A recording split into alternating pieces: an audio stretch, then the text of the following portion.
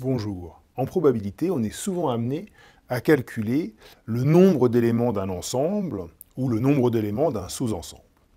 Alors, première question, si on a un ensemble fini oméga, oméga a n éléments, combien oméga possède-t-il de sous-ensembles? C'est-à-dire combien y a-t-il de parties de oméga? Une façon simple de calculer ce nombre, c'est d'utiliser un arbre.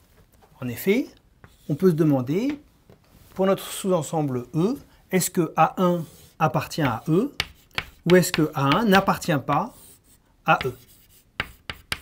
Et puis ensuite, lorsqu'on a choisi pour A1, on peut se demander, est-ce que A2 appartient à E ou bien est-ce que A2 n'appartient pas à E?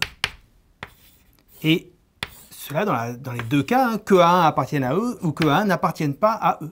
Donc ici, A2 appartient à E, A2 n'appartient pas à E, etc.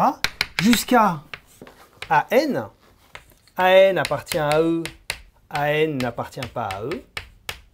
Et tout en bas ici, AN appartient à E, AN n'appartient pas à E. Donc, tout en haut, on a pris tous les éléments, on a pris A1, on a pris A2, on a pris AN, on va avoir oméga tout entier. Ici, la deuxième feuille, on a pris tous les éléments sauf AN, donc on a oméga privé de AN. Et tout en bas, au contraire, à chaque fois, on n'a pas pris,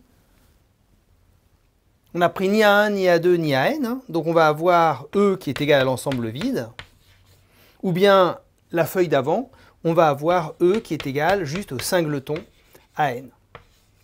Et on voit qu'à chaque passage, on multiplie par 2. C'est-à-dire qu'ici, on a 2 branches, et puis 4 branches, 8 branches, etc. Et donc, à la fin, on a 2 puissance n éléments. Et donc, le cardinal de l'ensemble des parties de E, ça va être 2 puissance n. C'est le nombre de sous-ensembles de E. Très bien, finalement c'est assez simple. Pourrait-on calculer maintenant le nombre de sous-ensembles de oméga qui a exactement k éléments avec k fixé? Ce nombre, que l'on appelle le nombre de combinaisons, est en effet un nombre très important que l'on rencontre très souvent en probabilité. Le nombre de sous-ensembles d'un ensemble à n éléments qui possède k éléments. Des sous-ensembles à k éléments d'un ensemble à n éléments. Que l'on note k parmi n. C'est le nombre de sous-ensembles à k éléments d'un ensemble à n éléments.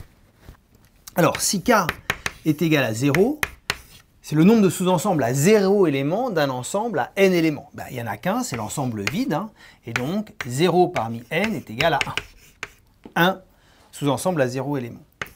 Si k égale n, c'est le nombre de sous-ensembles à n éléments d'un ensemble à n éléments, il n'y en a qu'un, c'est E. Si k égale 1, ce sont les sous-ensembles à un élément. Ce sont les singletons de oméga. Alors, il y a le singleton A1, le singleton A2, etc. Le singleton AN, et donc, il y en a n. Donc, 1 parmi n, c'est égal à n.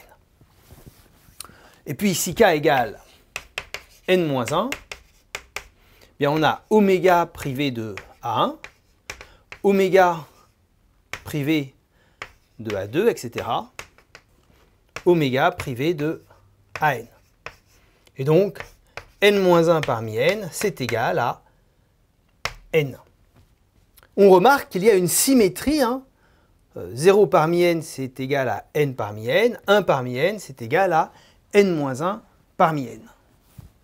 Bon, c'est bien joli tout ça, mais moi, ce que j'aimerais connaître, c'est k parmi n, pas des cas très simples comme ça. Pour calculer le nombre de combinaisons k parmi n, on peut procéder de la sorte, en deux temps. Dans un premier temps, on va calculer le nombre de listes, x1, x2, xk, d'éléments de oméga, 2 à 2 différents. C'est-à-dire x1 doit être différent de x2, ici xi doit être différent de x1, x2, etc. Tous les éléments sont différents 2 à 2 et chacun des xi est un élément de oméga. Quelle différence entre une liste et un sous-ensemble? Eh bien, un sous-ensemble, il n'est pas ordonné. Ce sont k éléments sans ordre, alors qu'une liste de k éléments différents, eh bien, les éléments sont ordonnés. x1 c'est le premier, x2 c'est le deuxième. Combien y a-t-il de listes, de k-listes, comme ça, de listes à k éléments différents d'éléments de oméga? Eh bien, on pourrait faire un arbre, je ne l'écris pas, mais on pourrait faire un arbre. On a n choix pour x1, chacun des a1 à n, et puis pour x2, comme on veut des éléments 2 à 2 différents, eh bien, on doit choisir un élément d'oméga qui n'est pas x1. Et donc, on a n-1 choix. Pour x3, on va avoir n-2 choix, etc., jusqu'à xk, pour lequel nous avons déjà choisi k-1 éléments de oméga, donc on ne peut pas reprendre ces k-1 éléments, et donc il nous reste n-k-1, donc n-k plus 1 éléments possibles.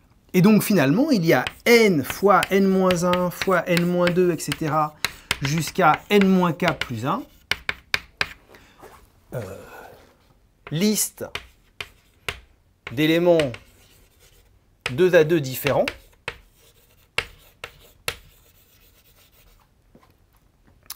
d'éléments de oméga.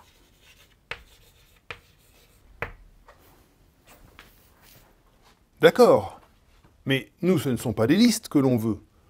Nous, ce que l'on veut, c'est le nombre de sous-ensembles. Comment passer du nombre de listes au nombre de sous-ensembles? Eh bien, là encore, c'est pareil.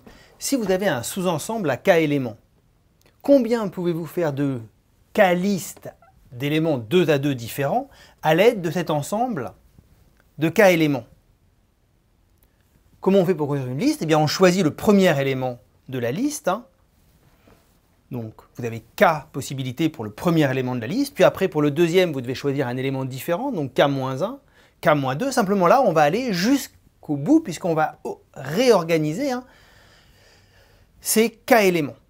Et donc, il y a k fois k-1 fois k-2, etc. jusqu'à 1. K, donc liste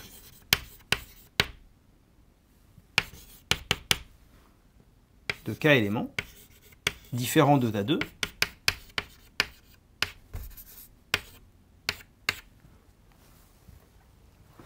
Possible d'éléments de A. Donc chaque sous-ensemble à k éléments nous donne ce nombre-là, que l'on note k factoriel, liste à k éléments 2 à 2 différents. Et donc finalement, il faut diviser le nombre que l'on a trouvé tout à l'heure par k factoriel pour avoir le nombre de sous-ensembles à k éléments de grand oméga. Et donc k parmi n, ça va être égal à n fois n-1 fois n-2, etc., jusqu'à n-k plus 1 sur k factoriel. Alors si on veut une formule plus jolie, qui n'est pas plus simple que ça à calculer, mais qui est un peu plus jolie, on peut multiplier par n-k factoriel. Du coup, on va avoir n jusqu'à n-k plus 1, puis vous multipliez par n-k, n-k moins 1, fois 2 fois 1, et au dénominateur, vous faites pareil.